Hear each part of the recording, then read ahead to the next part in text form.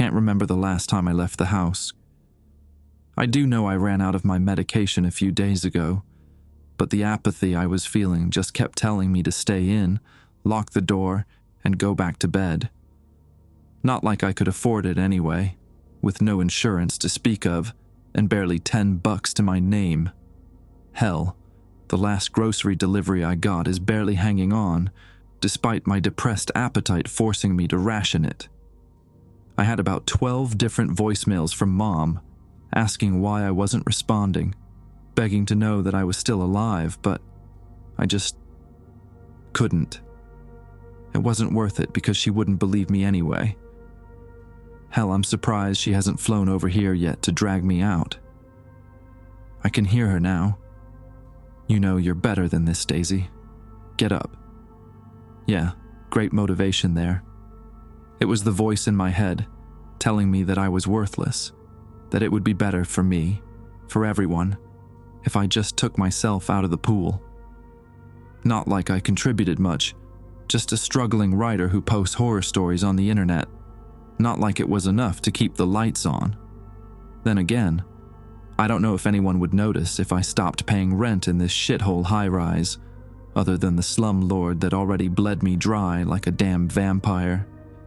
He didn't even come around anymore, and knew that eviction wasn't worth the trouble.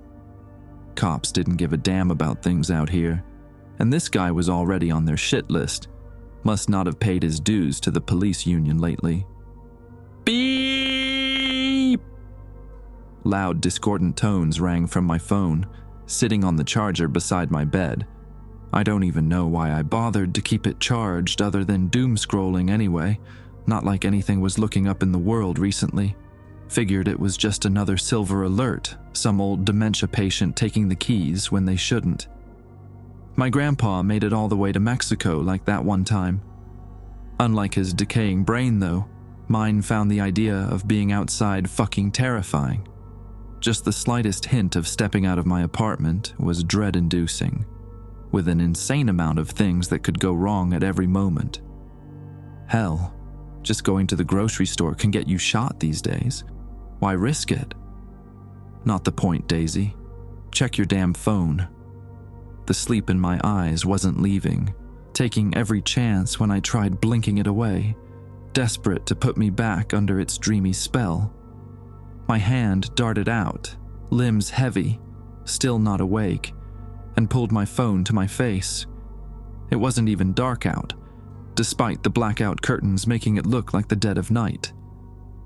No, the phone read 2:37 p.m., with the alert notification in full right below. Emergency nationwide alert. All persons do not, under any circumstance, look at the sky. Please close all windows, doors, and any other way to view the outside. Please shelter in place until the alert has been lifted. If you are not in an area to shelter in place, please carefully move to the nearest building with adequate shelter. Repeat, do not look at the sky under any circumstances. If you or someone near you has made this mistake, immediately administer the following emergency procedures. Restrain the exposed. Rigid, stronger bonds are recommended. Do not attempt to reason with the subject. They will tell you they are unaffected. Terminate the subject through dismemberment or immolation. Use both to be safe. Remain hidden until this alert is lifted. The hell's going on? I mumbled, still in my half-asleep state. I'm barely through the message when a call starts coming through from Mom. God. I don't want to speak to her, but with something like that coming through, I want to think it was a prank. Some joker hacking the system for some kicks like Max Headroom back in the day. I don't know though, so I better at least set Mom at ease. Guess it's the best time to let her know I'm alive. Deep breath, Daisy. Answer the phone. I hit the green button, with Mom's voice coming in almost immediately, frantic, screaming. I can barely make out what she's saying. Daisy? Oh God, Daisy. Are you okay? Are you safe? Don't do it. Don't look out, please. She was tripping over words and sobs started coming between. You father. Oh God, your father? Mom, what the hell is happening? The sleep is shaking out, with my fears spiking instead. She never sounded like this.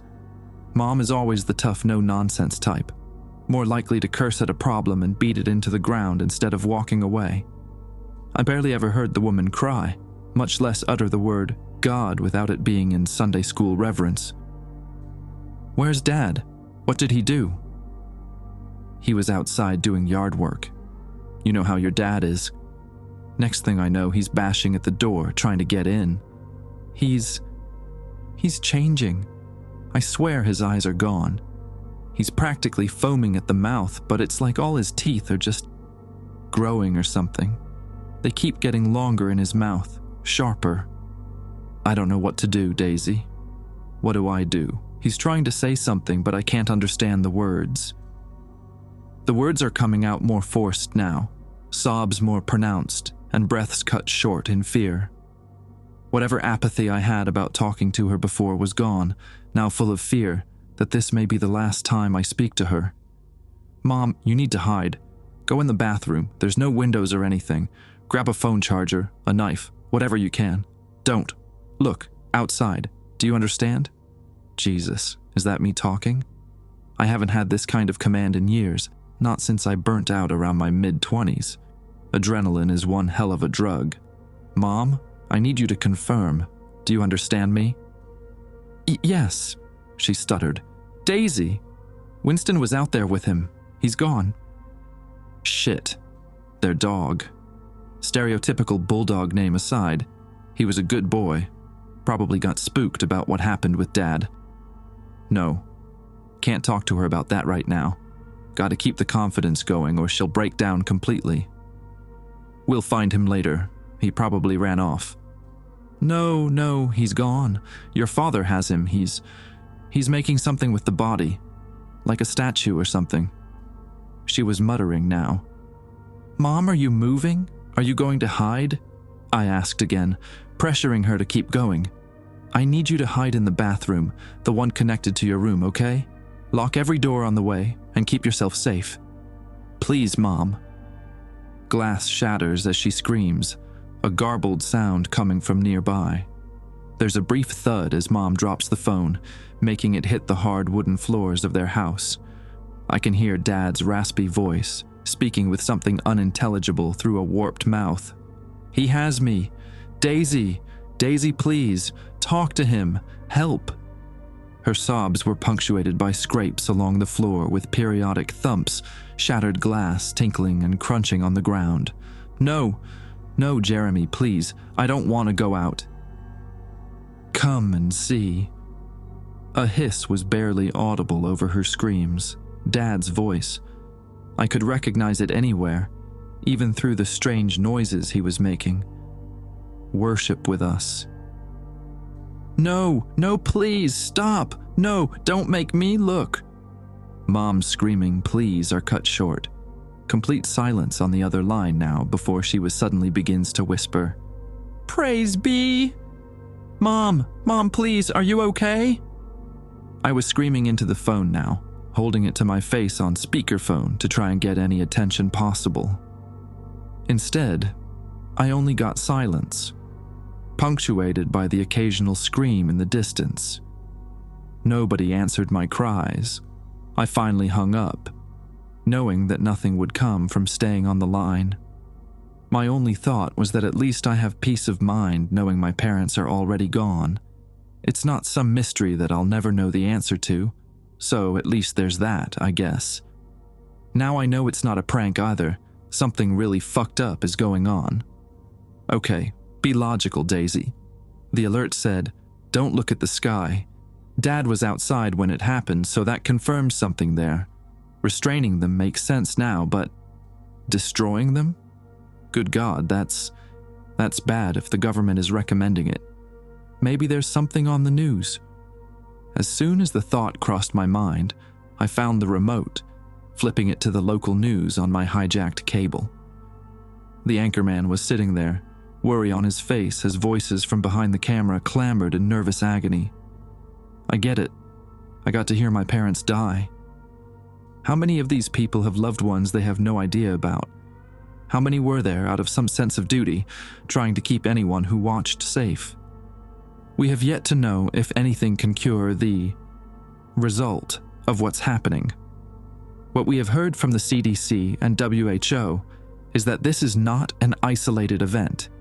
This is happening worldwide, with the same symptoms presenting regardless of nationality, race, sex. Nothing is discriminatory about this. If you look at the sky, you are dead, effective, immediately. If someone you know looks at the sky, immediately seek safety and isolate them, restrain them if possible. This has a 100% infection rate and will not pick and choose who receives its horror.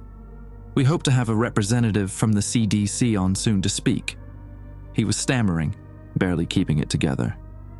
The phone ringing nearly made him jump from his chair, the sweat on his brow drenching his perfectly groomed hair. Yes, that seems to be them now. Professor Sigurd? Yes, this is Professor Sigurd. Please, if you're listening, we beg you to not go outside. Don't look out of your windows. Don't do anything that could expose you to a clear view of the sky. Something is changing people. He was frantic, terror in his voice, but also menace. He knew something the rest of us didn't yet. Please, if someone you know is exposed, isolate and restrain them. They will try to expose you as well, in any way possible. Explains what Dad did, I guess. The professor kept going, though. The only thing that affected beings want to do is reinforce their numbers. They'll do it through any means, even working together. The only thing that we know is that they speak of worship for whatever they see. He continued on. I'm sorry, Professor. Can I ask a question? Anchorman asks, holding a hand up like he was commanding the caller to stop. What the hell is up there? As of now, we still do not know. We're attempting to see how we can view it without causing an infection. It's a drawn-out process of trial and error, he replies, shaking in his voice. It's currently unknown, though we have tried to see it through cameras and other means. Nothing comes up. It's like filming a clear sky. So, recordings of the phenomena will not cause infection. Anchorman tries to clarify, a look of relief spreading across the nervous lines drawn taut on his face. We have only tried digital recordings, but yes, the infection will not take hold when viewed through recorded video. That said, we have yet to commence live viewing, only trying pre-recorded as of now. Please, use discernment, and do not try anything that could expose yourself or others. Still rambling on. He sounds more panicked than before, though. Something else creeping in. I want to stress, and I feel that I cannot do it enough, to stay hidden from any of these things. They are no longer your loved ones. They are no longer the people you know, worked with, or grew up with. They are monsters, plain and simple. I turned it off. Not like I had planned to go outside anytime soon anyway, so no worries about looking at the sky for me. Now, just to lock the doors and wait for things to blow over. Mom's screams keep bursting through my mind, though, making me jump as if she were right next to me, shrieking for her life as Dad drags her away. It all felt so real that I just had to try. Picking up my phone and letting out a deep sigh, I called her number. Ringing. The steady, consistent do-do-do-do sound as I waited for her was torture. I knew she wasn't going to pick up, so why the hell am I doing this? It's only going to go to voicemail, then I have to hear her sounding happy. The screen changed, video popping up as she answered as a video call. The ceiling was visible only, their fan spinning lazily above, a spatter of red on one blade still dripping down steadily. I was holding my breath without realizing it, but whatever air was still in my lungs began hissing out slowly as I whispered, hoping against whatever terror was causing this. Mom? Mom, is that you? Come and see, Daisy. A whisper barely audible over the phone speaker. Suddenly the screen is hectic. something picking up the phone and flailing around the room. Moments of chaos pass, finally settling on a face. What remains of a face, at least. It was definitely Mom, or was at one time. But now the entire upper half of her face was gone. Like physically there was still the space, but the skin where her eyes and nose once were is just gouged out, scraped raw to expose the bone and muscle in her skin underneath. Her eyes were totally gone, nose cut off at the base, yet I still could feel her staring at me. "Come and see," she whispered again. No, this wasn't right. This wasn't my mother. This wasn't anything how she should be. There's no reason for any of this. "Come and see, Daisy. Worship with us. The seal is broken." I didn't even realize I was practically smacking the shit out of my phone screen, shaking hands doing my best to hit the damned cancel button for the call. The red button finally connected, the disconnect tone hitting right as Mom began to turn the phone screen away from herself, the open door flashing before me as it began to reveal the open sky. My eyes clenched shut as I tossed the phone away, praying for it to end. Why? Why did I try that? I should have known. I should have known it was going to be bad. Jesus, what's happening out there? I got my answer almost immediately, a loud explosion shaking the building, causing windows to rattle. Whatever exploded, it was close. Screams coming from outside that could be heard even up here on the 15th floor. Another loud boom shook me again, this time feeling even closer. Close enough that the window in my bedroom shattered, bringing the noise outside in, screams echoing from below. Good God, what is going on out there? I could hear nothing but screams and chaos coming from below. The Atlanta streets in a frenzy, violence ringing through the air. People begging for their lives, pleading for their loved ones, all punctuated by that same goddamned phrase, "Come and see." As much as I don't want to, there might be something useful on TV, if it's still active. The screen came on, same channel as before, but the anchorman was now replaced by a woman, a small Chiron at the bottom of the screen reading out a new message. Martial law. All emergency services are suspended. That was fast. It had only been 15 minutes? Honestly, time is a foreign concept right now. I threw my phone somewhere under the couch while I was trying to get away from Mom, so no telling what it was. The television didn't have the time either, just more warnings coming across the screen. Those same instructions to dismember or kill anyone affected by the thing in the sky. We're going to go live to Devon outside. The new woman on TV was stammering out, looking around nervously like she had no idea what to do. He's volunteered. Volunteered, yeah, that's it. He's volunteered to go outside and film the sky for us live to see what's up there. 1 second, we'll switch to his feed. The screen cut out to the anchorman from before, now screaming and red-faced as others were dragging him somewhere. He was fighting back, but it was basically useless against the number of people around him. Whoever was recording was following right alongside, saying nothing while some fucked-up snuff film was about to go down.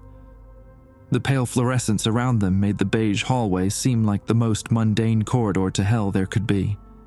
Finally, they reached a heavy metal door, with the group setting Devon down and pushing his back against it. The camera was shoved into his hands, changing POV to show the scared man who was previously recording. Before Devon could beg for mercy, they pushed him backward through the door, the camera falling with a thud next to him on the ground. They slammed the door shut as Devon's sobbing, bleeding face is captured for the world to see, still lying on the concrete. "Please, please, I just want to go to my family. Please." He was choking out between pained breaths. "Liza, please, please, be safe. Please. I'll be there soon." Didn't realize it until the screen began to blur, but I was crying now. Jesus, I felt empty for so long that I almost forgot what it was like. Between seeing my own family and hearing what's on the streets, Can't say I didn't feel for the guy. Fucking hell on earth. But he probably has no idea where his family is. I was almost rooting for him like I was watching some underdog at the fucking Olympics when he left the camera behind, keeping his head down and running fast. There's a small car parallel, parked right down the street. I'm guessing it's his. Because he dug keys from his pocket before jumping in. Car starting with a jump before it was swarmed on all sides. People. No. The blood all over their faces said otherwise. Monsters. That bastard, a woman's voice cut in, feed switching back over to the studio news desk. The woman was beating her fist on the table, anger overflowing in her voice. Sorry, folks. Technical difficulties, hey. We'll be right back. The screen flashed out, instead taken over by the emergency alert message, same as before. The people down at the station must have lost the battle with their own sanity, turning on each other. Not surprising. It took me a few minutes of searching and grasping blindly under the couch, but I finally found my phone again. There was a missed call from Mom. I'm assuming just to try again for her original goal, but I know what she is now. I'm not risking that. Let's see if there's anything else out there, though. Twitter was a cesspool, as usual, with plenty of conspiracies floating around. Reddit wasn't too much better, some claiming it was the end of the world, while others said it was some Russian attack. Meanwhile, everything around the world was going through this same nightmare, people turning into monsters outside our doors, but we're arguing on the internet about who's behind it. Nobody even knew what the hell it was. All of this bitching and moaning, all of this blame being thrown around. And nobody can even know because just looking up is enough to turn you into one of those fucks. The worst part is that it doesn't show up in photographs or videos. Not digital, anyway. There was talk of trying analog recording methods. A lot of discussion about how digital can't capture it because of cybernetic cloaking or some shit like that. There's no telling what's truth and what's not at this point. The analog idea got me thinking, though. God, where's that damn thing at? I ran to the closet to throw open boxes, still packed from moving over 2 years ago, desperately searching. Finally, I found it. My old Polaroid that Dad got me for Christmas one year. This thing was vintage, and he found it in great condition. I double-checked it was good to go, grabbing a pack of photos for it and loading them in. Camera open, the daylight seeping in from cracks under the window. I tested it out. The shutter gave a mechanical hiss, bulb flashing bright against the relatively dark room, and a small picture zipped right out of the camera's front. All right, take it out, flap it around for a second. Good. My tiny studio apartment was all there, caught on grainy film against the backdrop. In a world that wasn't ending, this would be the cover of a Midwest emo album. All right, Daisy, step up. Don't look up.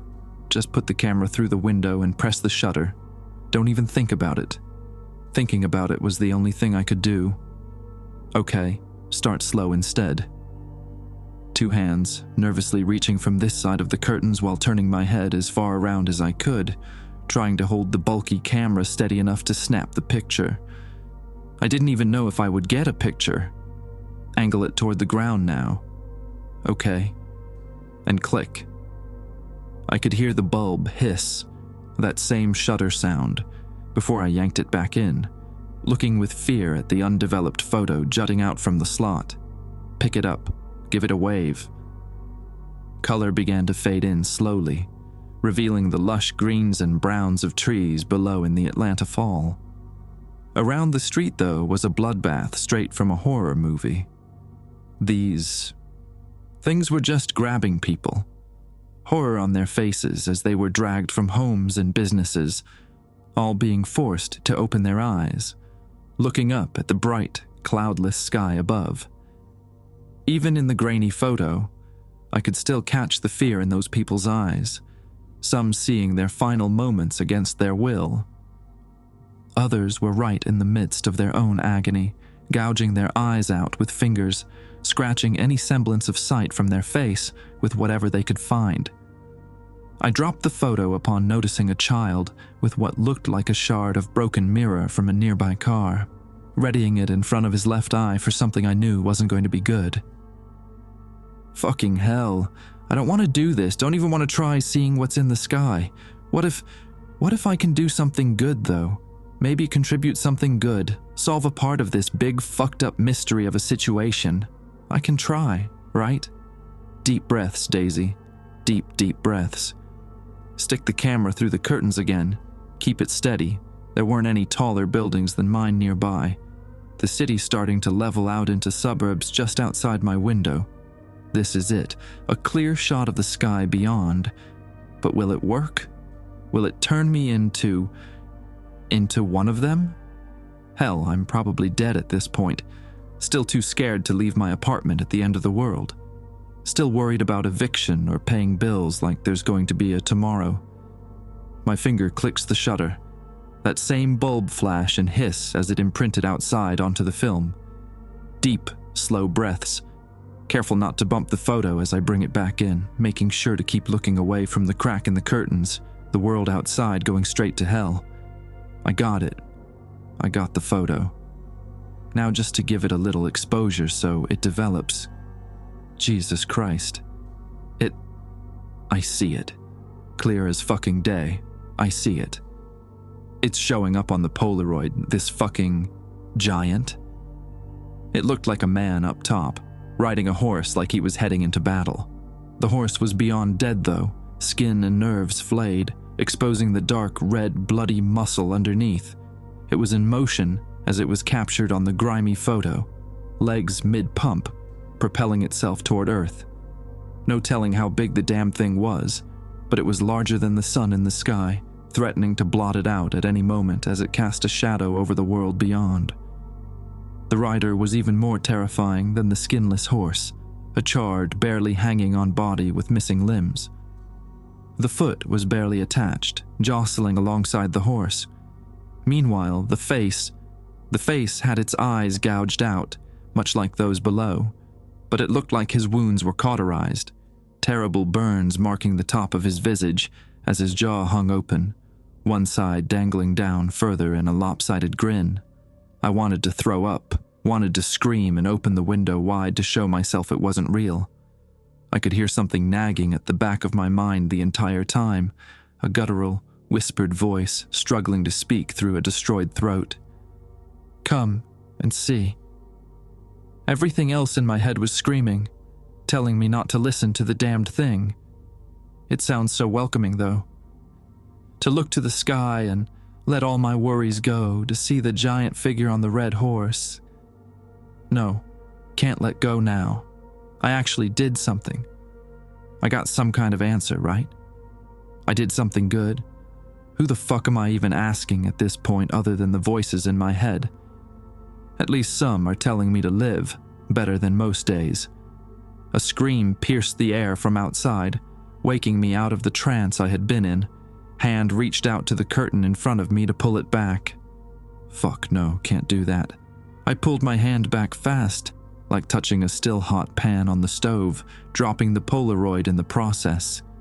From lower down, the scream quickly died out, joining the now steady whispers growing loud enough to hear even this high up, all beginning to sink in their strange beckoning, "Come and see." They must have gone through most of the street-level buildings already, which means they'll probably move up here soon. I can at least get the picture on the internet. Maybe someone can do something with it. A tweet, a Reddit post, anything. Hell, I'll put up a TikTok if it gets the attention that could help someone. It only took moments after I snapped a picture of the Polaroid to post, and not long after that for comments to start flooding in. Stop spreading disinfo, FFS cool pic, artist name? Nice Photoshop jackass. But the world is ending. I told you all to repent. Standard run-of-the-mill bullshit. Of course nobody would believe it. Why believe the batshit insanity happening right outside your window when you could make up conspiracies on the internet? Jesus Christ, I might jump off the roof before I even get a chance to look at the thing. The flood of notifications started to make me just want it all to end, knowing that there wasn't going to be any help for anyone in this shitstorm of death. And when he had opened the second seal, I heard the second beast say, "Come and see." You've got to be fucking kidding me. As many Sunday school lessons and church sermons I've been dragged to in my life, all the Southern evangelical hellfire that I've heard, there's no fucking way. It fit though. The 4 horsemen of the apocalypse. Except this is the second one. Jesus, what was the first? The pale horse, I think. No idea where he is, but the second was the red horse, the one that was always brought up in sermons about the end times. Endless war and bloodshed to really bring everything together.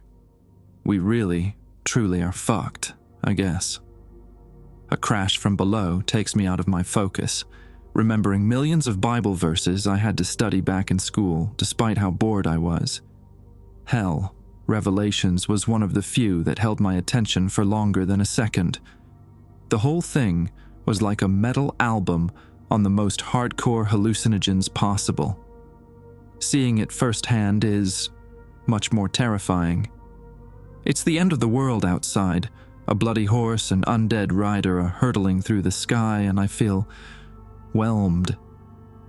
Maybe it's just the lack of meds and my brain deciding it's not the worst thing that could happen, but the end of the world feels like a damned relief. Or at least it did until the noises started going downstairs. Crashes at first, mixed in with some of the few sporadic screams left in the streets. Then it started getting even closer though. Working from the street through the thin walls of my building. Screams below my feet, outside my door. They were finally coming after us. My phone let out a loud siren again, another alert coming through during the chaos. I looked down, seeing if there was any message for safety, shelter, an answer to any of this. Come and see. That was it. The emergency alert was just the same goddamn thing. Everything is over. I don't know. I don't know what to do. I'm safe in here, I think. I don't want to risk opening my door because then they might come in here. No, stay here. Stay in safety. Don't look outside, Daisy. Come and see. A voice, but not from the streets below me or even outside my door. It sounded clear enough to be right in my ear, standing beside me, pushing me to go look. Why not, right? I had already seen the picture. Not like looking at the actual thing could break me much at this point, right? No, have to figure a way out. Don't think about looking at the damned thing. Just get out. Try to find shelter elsewhere. Basement. There's a basement level that has sewer access, I think. Can't see the sky if I'm underground. Can't get exposed by those things if there's nothing to make me look at. It's perfect. There's no rhyme or reason to it. My BPD brain just suddenly said, you can get out of here. And next thing I know, I'm just rolling with it. The energy is here, so I'm not letting go. I don't want to die, as much as I'm okay with the world ending. A knife, a flashlight that barely works. Wasn't much to choose from in the sparse apartment. Have to give myself some credit. At least I wasn't a hoarder.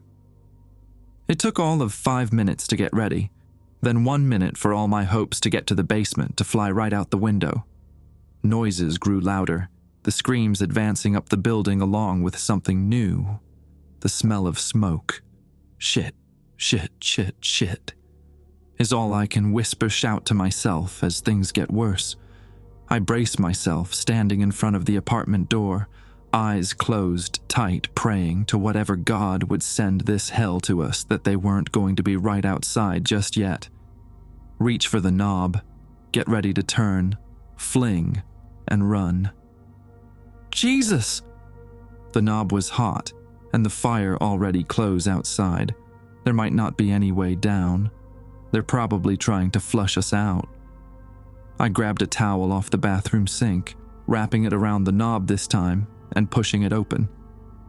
Flames were already lighting up the dingy hallway, lights flickering out as fire tore through the electrical system. Whatever fire safety system they had in the building wasn't doing shit, an alarm ringing without any sort of sprinkler even attempting to help. Smoke was rising high, covering the ceiling before the flames could take it first. Only time was keeping it from burning. Change of plans, run the other way. The stairs are on the other end of the hall, with only hopes guiding me to see if they would still get me down to ground level. Bursting through the emergency door was like hitting a wall of heat, fire already rising up from the ground floor under the winding stairs below. No way down, only up. Screams echo behind me from the hallway, creatures running through to pull out flaming bodies, tossing them from windows to see the sky outside. There's nothing that could get me back there. These damned things already swarming this floor in droves to take more for their own. No, this was it. Face them or burn below. Neither are any kind of fun way out. Hell, both are going to be painful, and I would rather not do any form of pain. Come and see, come and see. One of the things was practically chanting with glee back in the hallway. Maybe it was better if I took myself out, not give them the chance to get a new recruit. The knife in my hand could probably get right through my neck easily. Maybe if I stabbed myself through the ear it would keep me down. My only worry is that they'll get to me before I can actually die. No, the knife wouldn't work worth a damn. The only other option is up there. The stairs above me were clear of any flames, just smoke rising slowly to build up above. There was a roof access door up there. Usually, it's where the teenagers would go to smoke without getting caught, but it would make a good place for a final bow. 26 floors, I'm on 15. Better start running. Except before I can get moving, one sees me. It screams, running for me in a frenzy while still repeating that same damn verse fragment. Come and see, come and see. It was in my head at this point too, screaming on the outside and inside. There's no escaping it. As soon as it began after me, more joined, running from rooms and the opposite end of the hall, pouring toward me in a chorus of the damned. Down below, more ran up the stairs, flames covering their bodies like living funeral pyres, all coming to attend my wake. No time to hesitate now, I guess. Stairs were taken 2 at a time for the next 5 floors at least, but that was about when I started feeling how out of shape I was. The adrenaline was going wild, but my lungs were burning. Floors above were no better than mine, with creatures already starting to flush through from the roof down. Wouldn't be surprised if there were people up there when everything went to shit, considering it was easier than smoking on the street for most people. Rising flames kept anyone from escaping, though, leaving them to either jump to their deaths or be forced to look outside by the demons. Air was getting scarce up here as the smoke continued rising, making me cough through labored breaths. Floor 22 now, screams echoing behind me as the same creature that saw me initially kept following. Maybe it's some sort of hive mind they have, because this thing was forming a whole group to run after me, just a couple of flights of stairs behind. Some of them were on fire, spreading the blaze around to others as they packed in tight on the narrow steps. They didn't stop though, all frothing past each other to get at me. Keep climbing, keep climbing, keep climbing. Gritting my teeth and taking the deepest breaths I could finally got me to the roof access. A huge red door with an emergency light blaring above it, loud buzzing from the fire alarm letting everyone know that the world was fucked. The damn thing was already swinging open and closed hard, wind outside fighting with hot, flaming air inside to see who would win. Come and see, worship with us for the time is near. So many voices down below on the stairs, all screaming out in the same terrifying rumble, eyeless faces smiling up at me in bliss. They weren't afraid, weren't driven by any kind of hunger or goal, they were just happy. It's the same looks I would see on the adults during church services. Those same smiles of being assured in their place in the world, even after they stepped out of that building and acted like a whole different person than they claimed. That same fake smile stayed though, making the damaged half of their face look even more terrifying in contrast. The chorus of hell continued as I ran out of time to open the door. They were almost upon me when I finally got up the nerve, walking close and closing my eyes before stepping out. I can visualize the entire roof in my mind after being up here so much. Straight ahead is the AC unit for the building. To my right is another, shorter building that could interrupt my fall. My left was the best destination. Over the side, right down onto the paved street below, still probably teeming with these terrors. I don't have a choice. The voices grew louder behind me, screaming, "Come and see!" so loud that it began to make my ear buzz with static, deafening in its power. Run! Run, Daisy! It's all I can do to keep moving, but I eventually hit the edge, barely stopping myself from falling right over. Stop for a moment. Make sure you do this right. Climb up. Take a stand. Don't face the road, though. No, if I see what's below, it's going to make me stop. Don't stop. Can't stop. Have to end myself before they can end me. Feet on the concrete ledge, wind beginning to hit me hard, almost knocking me off balance and into the pavement below. I opened my eyes to see the creatures pouring out of the access door, running behind me. I stepped back, falling backward to face the sky above, losing any stability and giving myself to gravity. "Come and see!"